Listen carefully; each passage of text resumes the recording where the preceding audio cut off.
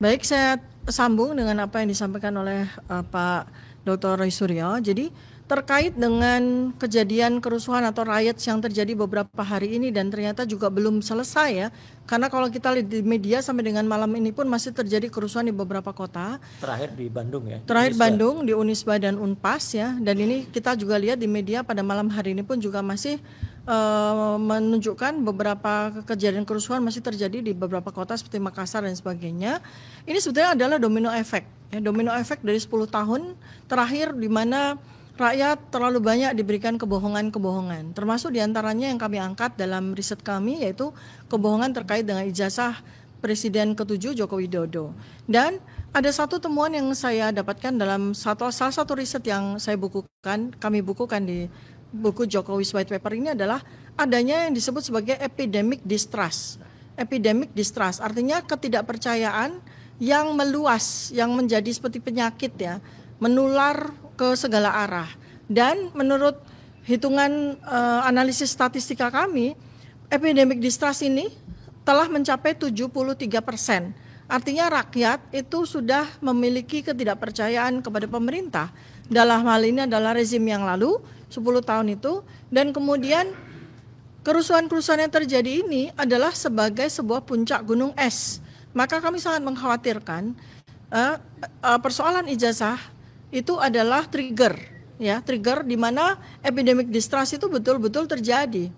Jadi alih-alih atau instead of ya, ketika yang bersangkutan pemilik terduga ijazah palsu tersebut memberikan statement, semakin banyak statement atau narasi yang disampaikan, semakin meningkat ketidakpercayaan dari publik dan ketidakpercayaan ini meluas ya, menular secara epidemik. Dan inilah ya salah satu trigger yang membuat kerusuhan ini seperti ilalang yang terbakar. Jadi terjadi di Jakarta, kemudian dengan cepat menjalar ke Bandung, kemudian ke Jogja, ke kota-kota yang lain itu dengan sangat cepat. Jadi sekali lagi kami menghimbau kepada Kapolri untuk segera mundur. Sebab apabila tidak, maka kerusuhan ini akan menjalar dengan cepat, akan membara, akan membakar banyak sekali kota dan akan muncul banyak sekali korban. Dan jangan menunggu presiden bertindak untuk mencopot, karena itu tidak sebuah sikap yang tidak elegan, sebuah sikap yang tidak bertanggung jawab. Mungkin akan bisa dilanjutkan lagi dengan Pak Abdullah Al-Katiri, silakan. Ya, terima kasih. Mas Roy Suryo dan Dr. Tifa sudah membicarakan soal kejadian dengan adanya riot dan sebagainya. Maka saya kira ketentuan dalam Undang-Undang HAM itu jelas mengatur bahwa kepolisian dan sebagainya itu tidak boleh menghalang-halangi unjuk rasa khususnya mahasiswa yang mana sesuai ketentuan yang berlaku. Bahkan kalau mereka menghalang-halangi itu adalah merupakan suatu tindak kejahatan. Itu undang-undang itu menyatakan demikian, ya kan? Masalahnya jika ada kami tidak yakin bahwa yang membakar dan sebagainya itu adalah dilakukan oleh mahasiswa. Itu oleh pihak-pihak yang memang memanfaatkan keadaan seperti ini. Itu sudah merupakan rahasia umum. Semua orang tahu. Tapi apapun juga ini seharusnya pemerintah mengevaluasi dirinya ya, khususnya DPR dan pemerintah, ya kan, banyak hal-hal ya kan selama ini Pak Presiden khususnya hendaknya mendengarkan dari masyarakat langsung, kelompok-kelompok masyarakat apa sebenarnya yang meresahkan masyarakat selama ini, ya kan, membuka semacam dialog dengan kelompok-kelompok masyarakat untuk mengetahui apa yang sebenarnya diinginkan, apa yang diresahkan oleh rakyat Indonesia. Jangan hanya mendengarkan kelompok-kelompok di sekitarnya saja, yang mana kebanyakan hanya untuk ya pendengaran aja, semacam ABS lah, asal Bapak senang.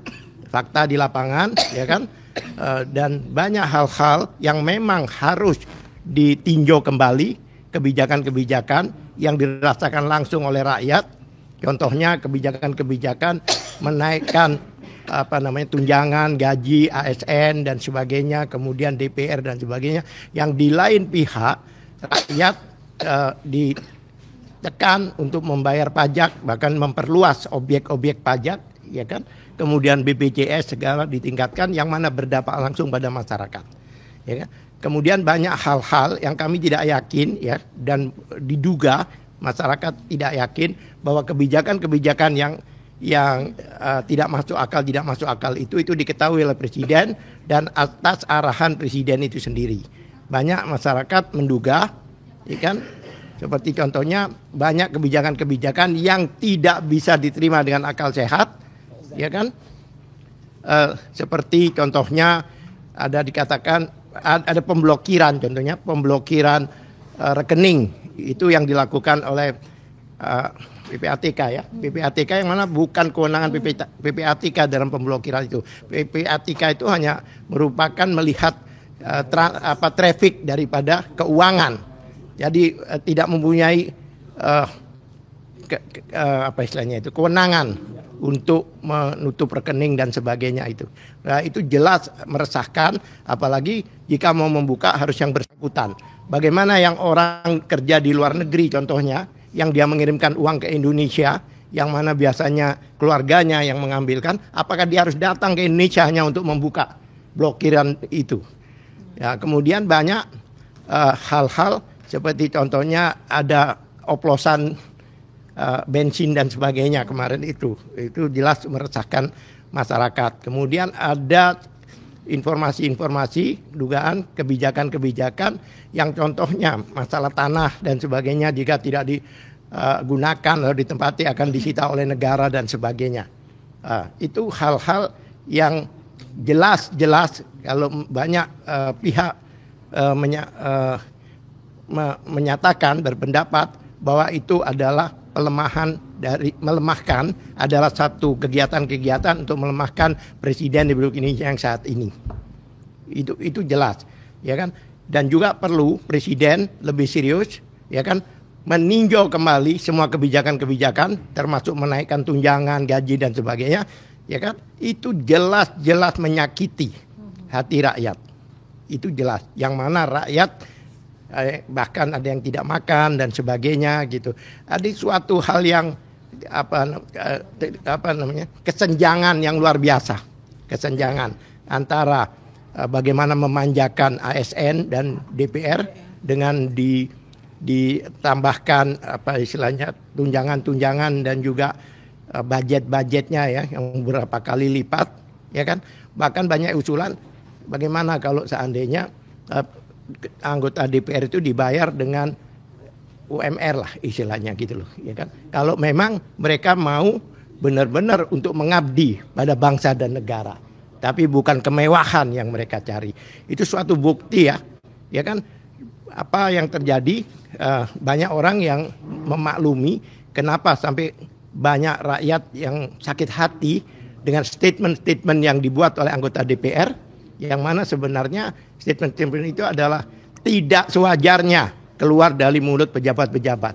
Bahkan ada Kementerian BPN contohnya kan, yang mengatakan itu tanah itu memang milik siapa? Ya saudaramu lah atau apalah yang dikatakan mbahmu dan sebagainya. Itu kan suatu kasar ya, menyakiti hati rakyat. Memang kita tidak sepakat dengan adanya riot kemarin, dengan adanya kerusuhan kemarin. Dan kami yakin itu tidak dilakukan oleh mahasiswa-mahasiswa yang selama ini dalam perjuangannya adalah genuine, artinya asli, murni itu loh. Iya, organik. Karena itu memang hak dari warga negara sesuai Undang-Undang Dasar 1945. Maka wajar jika di mana-mana ada tuntutan yang meminta Kapolri mundur. Tapi seharusnya Kapolri juga menyontoh seperti pejabat-pejabat luar negeri Jepang dan sebagainya ya. Kalau memang dalam hal keliru dalam melakukan kebijakan, mereka mengundurkan diri. Ya, seharusnya akan lebih bijaksana jika Kapolri yang mana yang bertanggung jawab pada keamanan negara ini, keamanan dan perlindungan adalah mundur dengan legowo seperti yang rekan-rekan tadi katakan. Ya kan? Kemudian masih ada undang-undang yang selama ini adalah dibuat tadinya pada waktu rejim lama, dibuat untuk kepentingan oligarki, bukan untuk kepentingan rakyat. Ya, kalau memang DPR artinya suatu lembaga yang berwenang, yang dipercaya oleh rakyat, yang diberi amanat oleh rakyat, ya kan, hendaknya undang-undang tersebut ditinjau kembali, ya kan, karena apa, negara ini sesuai pasal 1 ya kalau nggak salah ayat 2, yaitu kesejahteraan ada apa istilahnya di tangan rakyat, apa namanya, kedaulatan di tangan rakyat, maaf, kedaulatan di tangan rakyat. Rakyatlah yang berdaulat, bukan pejabat dan sebagainya. DPR itu adalah seharusnya ya dalam fungsi dan tugasnya adalah untuk kepentingan rakyat, bukan kepentingan pribadi-pribadi. Ya, saya pikir ada yang nambahkan lain.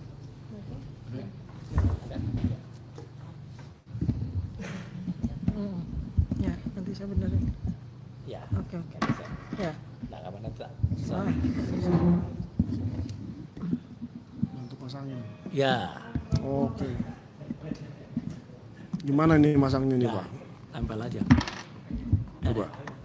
Mike bicara aja. Oke. Terima kasih Pak Roy Suryo, Bu Dr. Tifa dan Pak Alkatiri tadi sudah menyampaikan semua ya.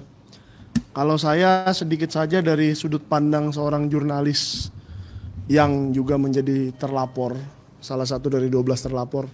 Mungkin saya juga mewakili pandangan dari 4 jurnalis yang terlapor di kasus ini ya. Ya singkat saja, pertama kita juga berduka mengenai yang terjadi saat demonstrasi yang akhirnya merenggut korban jiwa 10 orang. Kami sangat berduka tentang itu dan tidak seharusnya terjadi apabila demonstrasi itu berlangsung seperti yang saya liput di tanggal 25, melakukan aksinya dengan damai dan pulang dengan damai. Dan yang saya dengar pun tanggal 28 itu buruh dan mahasiswa kebanyakan pulang dengan baik-baik. Jadi yang terjadi malam itu kita sangat sayangkan. Tindakan dari kepolisian yang represif dan terjadinya korban jiwa Afan Kurniawan. Nah, kami juga sebagai jurnalis berterima kasih kepada netizen yang tidak henti-hentinya memberikan kami informasi. Di tengah demo ini pun saya mendapatkan banyak informasi mengenai kasus ijazah. Di mana saya sebagai jurnalis punya hak untuk melindungi identitas narasumber saya. Narasumber saya yaitu orang-orang yang memberikan informasi yang sudah saya konfirmasi bahwa itu A1. Bahwa asalnya informasi ini adalah valid. Dan tidak perlu saya mengkonfirmasi ke langsung ke institusi atau yang mengeluarkan, tetapi ini saya yakini valid. Pertama-tama yang tadi sudah dibacakan Pak Roy Suryo bahwa ada keputusan KPU di tanggal 21 Agustus ya tadi ya. 21 Agustus yaitu melindungi sebagai data pribadi yang dikecualikan, yaitu dokumen persyaratan calon presiden dan calon wakil presiden, di mana isinya sangat jelas menuliskan mengenai pemilihan presiden 2014 dan 2019. Dan kita sama-sama tahu di 2014 dan 2019 itu yang menang siapa. Nah, netizen bisa langsung mengambil kesimpulan sendiri bagaimana mengapa hal ini tiba-tiba diterbitkan. Dokumen ini tiba-tiba diterbitkan. Itu pertama. Nah, yang kedua, ada pula saya dapatkan sebuah tanda terima, surat tanda terima dari Polda Metro Jaya, yaitu pada hari Senin 21 Juli 2025. Ya, di mana Polda Metro Jaya menerima 505 dokumen menyita dari Universitas Gadjah Mada alias UGM. Nah, di sini kami pun tidak bisa menunjukkan ya, karena memang seperti ini dokumennya. Dihitamkan semua, jadi tidak ketahuan ini siapa. ini apa dokumennya, tetapi 505 dokumen yang seharusnya apabila dokumen ini semuanya berkaitan dengan Bapak Joko Widodo yang ada di dalam perkara yang dimaksud di sini, saya juga bertanya-tanya, apakah 505 dokumen itu? Kalau 1 transkrip nilai, 2 kartu hasil studi, 3 kartu rencana studi, 4 ijazah mungkin, 5 hasil KKN mungkin, saya kehabisan ide untuk sampai ke 505 dokumen. Apakah ini sendiri dan apakah kalau ini menyangkut orang lain selain Bapak Joko Widodo yaitu pelapor, apakah ini boleh? Nah, mungkin kawan-kawan yang alumni UGM bisa mencari tahu lebih jauh mengenai ini. Ya, ini kita buka ke netizen supaya netizen juga bergerak juga gitu loh. Saya bukan menyuruh atau apa, tetapi saya berterima kasih atas semua informasi yang diberikan. Ada 505 dokumen yang diberikan UGM kepada Polda Metro Jaya atas kasus yang dimana saya, Pak Roy Suryo, Dr. Tifa, 3 dari antara 12 pelapor. Terlapor, bukan pelapor. Kalau pelapornya si Pak Joko Widodo ya. Nanti kita jadi pelapor, kapan-kapan katanya. Kapan-kapan kita jadi pelapor. Tadi sudah soal itu 2, dan barusan saja saya mendapatkan sebuah dokumen lagi dari penonton setia Sentana yang menunjukkan pada tanggal berapa ini? Juli 2022 ya. Bukan Juli 2025. Di tahun 2025 ini UGM ada mengeluarkan, pokoknya beberapa bulan yang lalu, ada mengeluarkan syarat untuk pas foto untuk yudisium, yaitu tidak menggunakan kacamata, cadar, masker, dan penghalang wajah lainnya. Itu 1. Tetapi itu waktu dia yudisium beberapa bulan yang lalu. Tetapi sekarang saat akan ada wisuda, UGM mengeluarkan lagi sebuah persyaratan pas foto, yaitu tidak menggunakan kacamata hitam, cadar, masker, dan penghalang wajah lainnya. Nah, di 2 hal ini, di 2 persyaratan ini yang berbeda hanya hitamnya saja. Jadi dulunya tidak boleh pakai kacamata apapun, sekarang tidak boleh pakai kacamata hitam. Kecuali orang buta kata Pak Janes. Nah, jadi saya rasa UGM pun perlu mengklarifikasi hal ini. Saya yakin UGM juga sering menonton channel-channel yang sedang menyiarkan ini, termasuk Sentana TV. Jadi tolonglah Ibu Rektor Ova Emilia, Anda sudah bikin 2 kali podcast. Saya yakin podcast ketiga pun bisa Anda syuting lagi sekali lagi. Tolong dijelaskan, apa sih 505 dokumen yang Anda berikan ke Polda Metro Jaya, itu pertama. Dan yang kedua, apakah benar UGM pada tahun ini mengubah peraturan pas foto dari tidak boleh berkacamata apapun menjadi tidak boleh berkacamata hitam. Nah, ini kan saya sebagai wartawan boleh bertanya ya Pak Roy ya, itu hak saya untuk bertanya. Tetapi karena 2 kali saya datang ke Humas UGM atau kantor UGM lah ya. Yang pertama kali saya disambut dengan humas yang melarang saya mengambil rekaman karena muka adalah data pribadi katanya. Kalau muka saya silakanlah, kalau kamu mau lihat beribu-ribu kali juga silakan. Saya senang-senang aja. Tapi muka humas UGM ternyata adalah data pribadi, saya baru tahu. Ya, yang kedua kali saya datang ke situ meminta kepada PPID ya bersama Dr. Tifa, pejabat pengelola informasi dan dokumen, di mana kita meminta dokumen-dokumen yang 500 tadi mungkin ya, itu apa-apa saja saya nggak tahu. Dan disambut lagi dengan 15 satpam berbaju biru. 15 satpam ini beberapa diantaranya duduk di tangga kiri, beberapa duduk di tangga kanan supaya kita tidak bisa naik ke atas. Dan beberapa wajahnya agak asem ya. Karena mereka duduk di tangga itu sekitar setengah jam lebih, mungkin hampir 1 jam ya. Atau 1 jam lebih. Nah, kira-kira begitu dari saya. Saya harap UGM ini mengubah sikapnya kepada wartawan karena kami ke sana itu hanya ingin memperoleh informasi saja.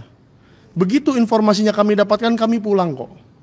Kami tidak akan menggunakan kekerasan, kami tidak akan menggunakan metode-metode yang aneh-aneh, hanya meminta informasi.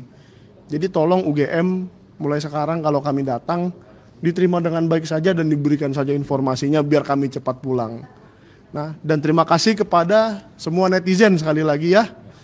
Semua netizen yang telah membantu kami mengumpulkan informasi, dan janganlah berhenti, terus gali terus informasi. Kita di sini berjuang bersama. Saya mencari informasi dan netizen juga membantu kami mencari informasi. Terima kasih. Segitu aja. Sedikit saja komentar saya soal hitam-hitam di UGM ini ya. Jadi artinya selama ini UGM dikenal sebagai kampus yang sejuk, kampus yang terbuka, kampus yang biru. Bahkan ada novel Cintaku di Kampus Biru yang kami tulis juga dalam buku ini, yang itu sebagai citranya UGM. Tapi terakhir kan justru Kampus Biru menolak ayah ya. Itu ada di buku ini. Peringatan 80 tahun Bang Asadi Siregar ditolak juga di UGM gara-gara mereka gagal paham dalam judulnya. Dan hitam tadi, selain kacamata hitam, itu juga dokumen yang dihitamkan. Sekarang UGM juga banyak sekali orang berkomentar, kenapa sih kalau masuk UGM sekarang suasananya gelap, suasananya sangat tidak bagus, suasananya mencekam. Karena di sebelah kiri itu ada gedung hitam, gedung yang dicat dengan warna hitam. Dan gedung itu tampaknya pembangunannya kok nggak jalan gitu loh. Saya belum mengatakan mangkrak ya, mungkin memang masih belum jalan saja. Tapi itu kan menjadi pertanyaan besar. Kampus kami dulu, tempat kita belajar itu sejuk terang, kemudian cerah gitu. Sekarang gelap hitam segelap IKN gitu ya. Gitu. IKN itu kan ya garudanya kan ya hitam, pucet, nunduk, malu gitu ya. Gitu. Jadi sangat tidak bagus citranya sekarang. Mungkin ada tambahan lain, silakan. Ya. Pak Burhan. Ya, Pak Burhan. Pak Burhan. Terima kasih. Ini adalah suara hati masyarakat yang pada beberapa hari ini telah terjadi korban atas kekerasan yang dilakukan oleh aparat kepolisian. Di sini saya akan menyikapi tentang bagaimana kegagalan seorang Kapolri dalam hal ini, pengemban Undang-Undang Nomor 2 Tahun 2002 tentang Kepolisian Republik Indonesia, terutama pasal 13, yaitu tugas kepolisian menjaga kenyamanan dan keamanan masyarakat, ketertiban masyarakat, dan penegakan hukum. Aparat kepolisian saat ini sudah melebihi dari aparat militer sendiri. Terbukti bahwa mereka dalam menyikapi aksi demo masyarakat yang mengkritisi tentang sifat-sifat hedonis wakilnya, itu mereka menggunakan peralatan perang, peralatan militer, bukan peralatan yang humanis. Menggunakan alat-alat berat seperti tank dan panser untuk melindas masyarakat sendiri, bukan melindungi. Mereka menggunakan senjata berat, menggunakan senapan. Itu yang seharusnya dimiliki oleh seorang militer, bukan seorang kepolisian. Tugas polisian bukanlah untuk membunuh, tapi melumpuhkan. Mereka mengutamakan upaya-upaya represif, tidak mengupayakan upaya humanis.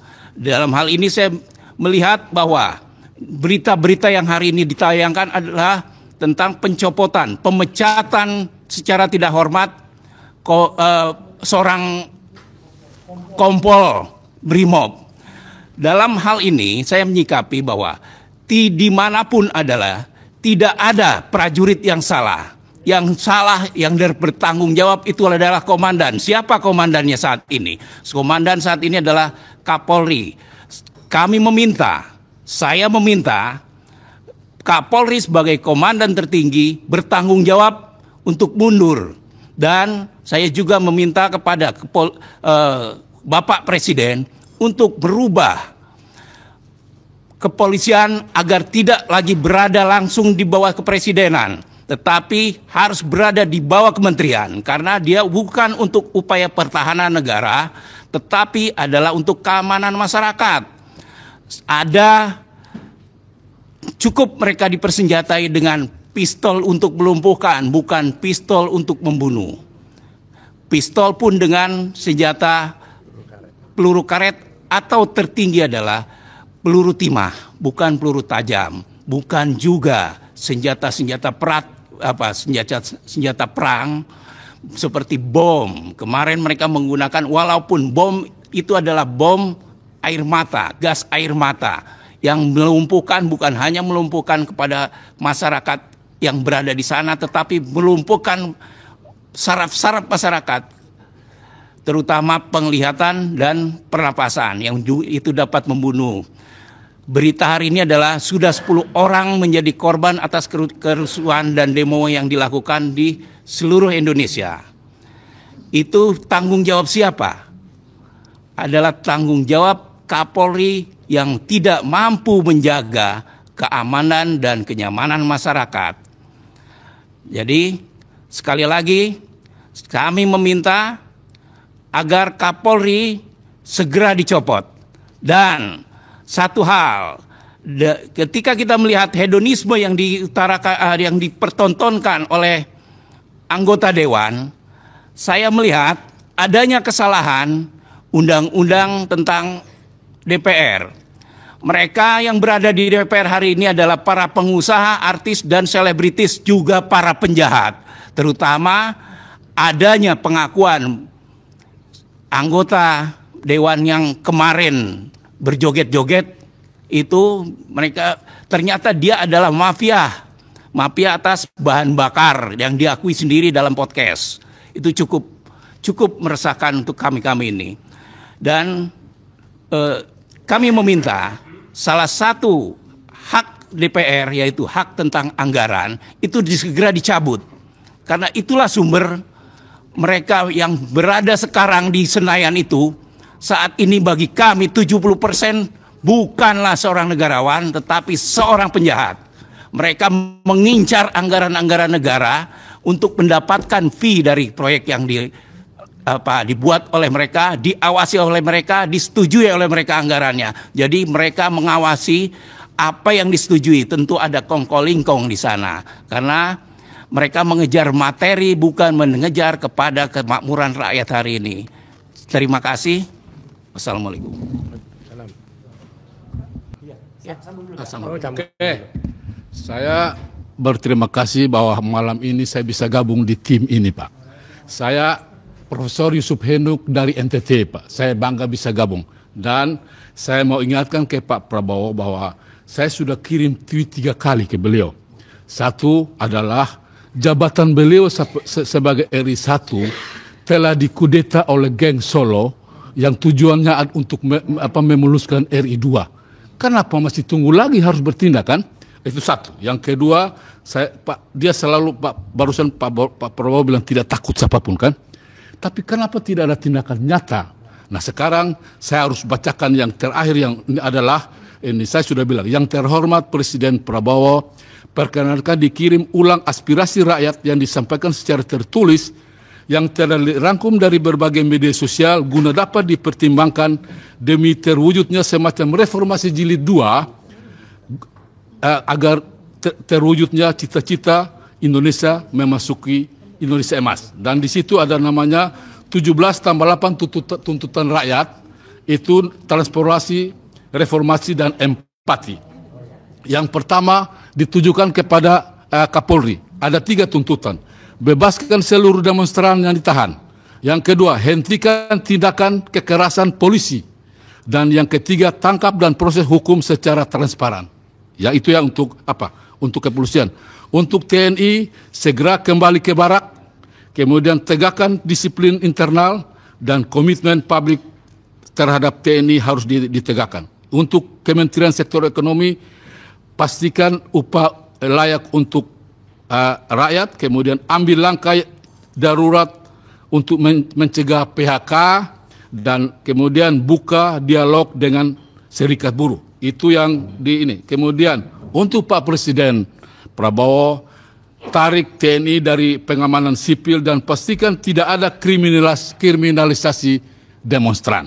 Kemudian yang kedua, bentuk tim investigasi independen agar yang teman-teman 10 yang sudah meninggal itu terang benerang harus diberikan kepada rakyat kenapa mereka ditembak. Kemudian ada tugas ke DPR adalah bubarkan bekukan kenaikan gaji. Itu kayaknya sudah berhasil tuh. Kemudian publikasi transparansi anggaran gaji berapapun. Kemudian dorong badan kehormatan DPR agar bertindak. Kemudian tugas partai politik pecat atau jatuhkan sanksi tegas. Nah, sekarang tidak ada istilah bilang ini pergantian, harusnya yang 5 orang atau 6 orang itu pergantian atau waktu, bukan di nonaktif, itu tidak ada di aturan, Pak. Jadi harusnya ke-6 yang disebut-sebut itu. Oleh itu di PAW-kan, bukan di itu. Kemudian yang berikut, umumkan komitmen partai tentang bagaimana menghadapi atau ini dalam dunia politik di Indonesia. Kemudian libatkan kader dalam ruang dialog publik. Nah, ada 8 tuntutan rakyat sampai ini ada 8, yaitu bersihkan dan reformasi DPR besar-besaran. Yang kedua, reformasi partai politik dan kuatkan pengawasan eksekutif. Yang ketiga, susun rencana reformasi perpajakan yang lebih adil. Yang keempat, sahkan dan tegakkan undang-undang perampasan aset koruptor. Yang kelima, reformasi kepemimpinan dan sistem kepolisian agar profesional dan humanis. Yang keenam, kembalikan TNI ke barak tanpa pengecualian. Dan yang ketujuh, perkuat Komnas HAM dan lembaga pengawasan independen. Dan yang saya heran, Pak Pigai sampai sekarang tidak pernah muncul. Padahal ini tugas dia, Pak. Pigai kan orang sedikit-sedikit orang HAM lagi. Mantan Komnas HAM, di mana kau? Kau dari Indonesia Timur, saya dari Indonesia Timur. Saya sedih, kalau dapat jabatan itu kau duduk aja di sana. Itu yang saya tidak setuju. Dan itulah yang terakhir, tinjau ulang kebijakan sektor ekonomi dan ketenaga kerjaan. Itulah suara rakyat yang saya himpun atau telah dihimpun dan beredar di masyarakat dari berbagai media online. Terima kasih. Ya, pertanyaan menarik, Mas. Jadi saya mencoba berkomentar tentang sebuah fenomena yang bagus kalau menurut saya. Jadi inilah hal yang bagus. Jadi ini saatnya rakyat untuk bicara. Inilah saatnya rakyat untuk mempertanyakan orang-orang yang memang pantas dipertanyakan. Kenapa pantas dipertanyakan? Itu selalu dipertanyakan kepada kami, kepada kita-kita ya, terutama kami RRT ya, Roy Respontiva. Kenapa yang diulik adalah hanya ijazah Jokowi? Ya, kenapa bukan yang lain? Karena yang lain jelas ya. Seperti Soekarno itu jelas ya gitu. Dia insinyurnya jelas. Insinyurnya adalah dari Technische Hogeschool te Bandung. Itu adalah ITB. Demikian juga Pak Harto ya, itu mengaku jujur beliau adalah sekolah rakyat. Habibie jelas dari Jerman. Kemudian Gus Dur itu Kairo dan lain sebagainya. Termasuk juga Bu Mega juga jujur. Beliau mengatakan pernah di Unpad tapi tidak selesai. Apalagi Pak SBY jelas betul itu dari IPB. Nah, sekarang ada masyarakat yang mempertanyakan ijazahnya Gibran ya, dan itu bagus kalau menurut saya, karena sudah ada pula selain ini saya bocorkan juga ada lawyer juga yang menggugat ijazah seorang menteri. Kenapa dipanggil insinyur ya, padahal dia dokter Andes harusnya gitu loh. Kenapa ini mirip-mirip ya, ada yang dokter Andes insinyur, ada yang ini aslinya dokter Andes MIPA, tapi kenapa gelarnya dokter Andes. Nah, sekarang khusus untuk Gibran, ada seorang namanya Subhan, sarjana hukum, magister hukum, dengan kantor pengacara Subhan Palal ya dan rekan, yang kemudian mempertanyakan ijazah dari Gibran, ijazah SMA. Saya kira itu bagus ya, karena tidak begitu saja Gibran tiba-tiba kalau kita baca menerima gelar ya BSc, Bachelor of Science ya. Waktu itu disebut dari MDIS, di Management Development Institute of Singapore ya. Yang itu konon bekerja sama dengan Bradford University. Nanti pada saatnya akan kita bongkar. Itu ya gitu. Benarkah ijazah MDIS atau Bradford itu yang masih bekerja sama dengan MDIS Singapura? Karena Bradford itu adanya di London. Di UK, di Inggris ya gitu. Apa ijazahnya seperti apa? Kalau MDIS seperti apa? Apabila juga dia disebut-sebut juga punya ijazah atau sempat mengenyam pendidikan di UTS, University Technology of Sydney ya, bahwa ternyata dia pun waktu itu konon disebut matrikulasi atau bahkan bukan matrikulasi, hanya semacam foundation atau kursus saja. Nah, SMA-nya di mana? Ini yang menarik ya. Makanya kami tunggu ya gugatan dari Pak Subhan, dan kami setuju, kami kalau perlu akan melengkapi apa yang disampaikan oleh Pak Subhan itu, karena konon disebut-sebut Gibran itu sempat bersekolah ya, SD-nya dia memang di SDN 16 di Mangkubumen Kidul di Solo. SMP-nya disebut-sebut SMP 1 Surakarta. Nah, tapi SMA-nya ada data yang mengatakan dia SMA Santo Yosef 2 tahun di Solo. Kemudian sempat juga dia harus pindah ke SMK Surakarta di Solo. Kemudian dia langsung masuk ke Orchard Park Secondary School di Singapura. Benarkah ini? Gitu. Kemudian sempat ada surat penyetaraan yang dikeluarkan waktu itu menyetarakan bahwa ijazahnya Gibran itu adalah SMK. Levelnya pun waktu itu disebut level 16 atau level 12 waktu itu.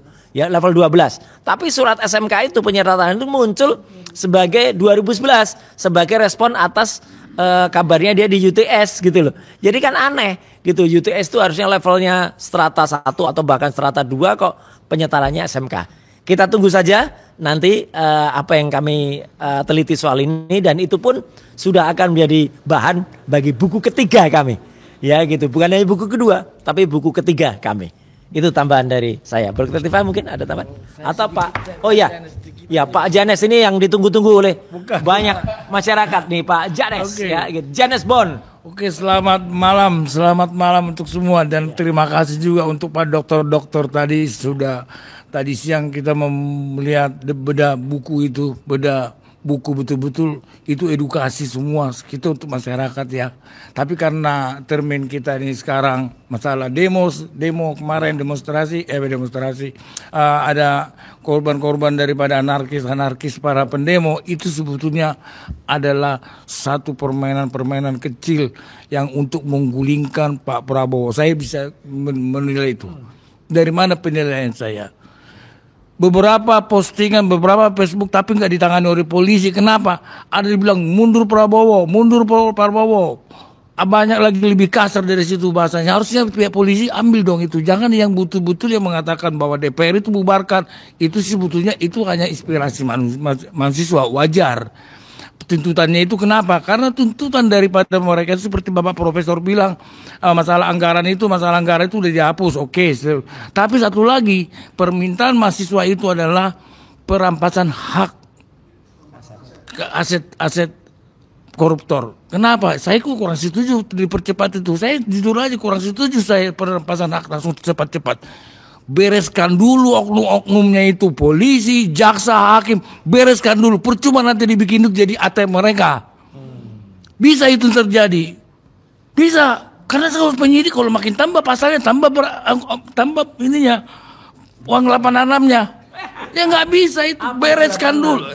68 nanti saya dipidana lagi. Oh ya. Saya bilang saya di situ terus terang biar masyarakat tahu. Bukannya saya nggak setuju perampasan hak koruptor itu. Bereskan dulu polisi, jaksa, hakimnya. Jangan nanti 900 triliun, cuman hukumannya nggak di aset-asetnya mana. Udah 86 nah ini. Gelap ini yang tanah yang 50 hektar ini nggak usah. Kan gampang, penting ada cincai-cincai. Itu susah. Bener, saya bilang ke Pak Prabowo, bereskan dulu institusi itu. Oknum penegak hukum itu, bereskan. Bersihkan Pak Prabowo. Termasuk Kapolri. 4 tahun terlama di dunia Kapolri. Saya tahu sendiri mulai Kapolres Surakarta bersama-sama dengan Jokowi. Gubernur Jokowi bersama-sama Kapolda situ. Bukan Kapolda, maaf. Presiden dia jadi Kapolri. Itu satu betul dibilang AFC enggak ya. Itu tugas dia. Cuman kinerjanya enggak ada yang beres. Udah saya bilang ada di situ institusi. Saya kan biasa kayak wartawan di kepolisian. Saya lihat ada di situ bagian tipikor. Belum pernah sejarahnya saya lihat nangkap koruptor. Belum pernah, hanya Kejaksaan Agung, KPK yang menangkap tipikor. Emang benar saya bilang beberapa kali banyak yang dipanggil di wartawan di Polda. Dipanggil lo sini lo korupsi lo gini. Oh iya dipanggil ya. Iya terus. Tapi dipanggil dong. Kita kan tahu ditahan apa tidak. Padahal itu koruptor korupsi tipikor. Tapi nggak ada. Jadi saya bilang juga masalah ini demonstrasi kemarin. Sangat saya sayangkan buat Pak Wapres, Wakil Presiden. Kenapa Anda bisa memanggil ojol? Anda yang memanggil. Pengakuannya ada dari Bu Eti Erna. Dia mengaku, kenapa bisa ojol sana? Dipanggil Pak. Apa rencana Bapak memanggil itu? Seakan-akan Bapak memperhatikan masyarakat. Kasihan. Aduh, masyarakat nggak bodoh lagi Pak Wapres. Nggak bodoh. Saya udah tahu kok, Ibu Erna tuh ada koordinator di lapangan. Kemarin saya ketemu di Monas. Menebar mawar 1 juta mawar. Saya liatin, mawar kan harganya mahal. 1 juta mawar kali 20.000 aja udah berapa? Ya ampun, dari mana uangnya itu? Sementara ojol nggak punya duit katanya. Termasuk petasan-petasan yang dilemparkan itu juga Pak Prabowo sidik. Jangan cuma dipecat doang anggota yang menabrak itu. Dikupas dulu, diusut siapa? Apa disengaja tabrak? Biar kerusuhan bisa aja. Tapi coba diperhatikan dulu sampai Bapak Prabowo udah mengaku di konferensi Bapak bahwa banyak petasan, 1 truk petasan. Dari mana uangnya itu? 1 petasan aja 30.000. Diusut Pak, diusut Pak Kapolri. Makanya saya bilang, tolong Pak bikin tim khusus seperti Pak bilang Profesor. Usut ini masalah ini. Bila pun kalau memang nggak dipecat Kapolri nonaktifkan dulu, bikin tim khusus. Bapak biar selamatkan saya menyelamatkan Pak Prabowo di sini terus terang aja. Saya cinta Pak Prabowo, sikat semua. Anda itu prajurit kok. Udah pernah di tim-tim, memangnya kayak yang lain-lain nggak pernah ke tim-tim. Hebat Pak Prabowo. Itu aja pesan-pesan saya. Makasih. Terima kasih Pak Jarod. Ya, ada Mas? Udah? Oke. Ya, Bu Dr. Tifa aja. Ya, tadi kan aku yang buka, yang nutup. Closing statement dulu. Ya, udah. Ya. Lah. Baik, sahabat-sahabat sebangsa dan setanah air, demikian yang kami sampaikan. Saya merangkum dari semuanya. Pertama kali seluruh warga negara Indonesia beserta segenap pejabat-pejabatnya sampai ke level Presiden Prabowo Subianto. Kerusuhan yang terjadi beberapa hari ini membuka mata kita semua. Pertama, bahwa rakyat sekarang semakin cerdas dan semakin paham dengan situasi dan kondisi yang terjadi di negara ini. Kedua, rakyat sekarang sudah cerdas untuk menilai kebijakan-kebijakan yang tidak bijak, kebijakan-kebijakan yang menyengsarakan rakyat, kebijakan-kebijakan terutama terkait dengan ekonomi dan sosial yang semakin lama semakin memberatkan rakyat. Ketiga, rakyat sekarang bisa menilai pejabat-pejabat seperti apa yang layak untuk mereka hormati, untuk mereka jadikan sebagai teladan, dan pejabat-pejabat seperti apa yang ternyata dengan jabatannya itu hanya sekedar meraih keuntungan pribadi, menggunakannya untuk hedonisme, menggunakannya untuk flexing, menggunakannya untuk bersikap arogan. Dan yang keempat, rakyat sekarang sudah tidak takut lagi dengan pejabat. Rakyat sekarang sudah tidak takut lagi dengan kekuasaan. Rakyat sekarang sudah tidak takut lagi dengan polisi. Jadi semua pejabat harus berhati-hati. Contoh dari kerusuhan yang terjadi, walaupun kita tidak inginkan itu terjadi, tetapi beberapa pejabat, beberapa wakil rakyat, anggota DPR, dan menteri mendapatkan akibatnya. Bagaimana ketika kesabaran rakyat itu sudah mencapai puncaknya, maka mereka bisa berbuat apapun yang sesungguhnya tidak kita inginkan. Karena itu pelajaran yang sangat berharga bagi kita semua, terutama bagi orang-orang yang sekarang ini menduduki jabatan adalah jangan kalian arogan. Jangan kalian merasa dengan jabatan kalian bisa berbuat sewenang-wenang, bisa berbuat sekendak hati. Jabatan kalian itu adalah amanah yang diberikan kepada Allah Subhanahu wa taala untuk membantu segenap rakyat Indonesia mendapatkan keadilannya, mendapatkan kebenaran, mendapatkan kehidupan yang sejahtera, adil, makmur, dan mendapatkan pengayoman, mendapatkan perlindungan, mendapatkan kepastian akan hukum, mendapatkan kepastian akan keamanan bagi dirinya sendiri. Karena itu, sekali lagi, kami menyatakan bahwa kita semua belajar dari kerusuhan-kerusuhan yang terjadi ini. Jangan sampai jatuh korban lagi. Untuk itu maka Kapolri harus mundur segera. Hari ini juga, malam ini juga. Kami tunggu sampai besok pagi.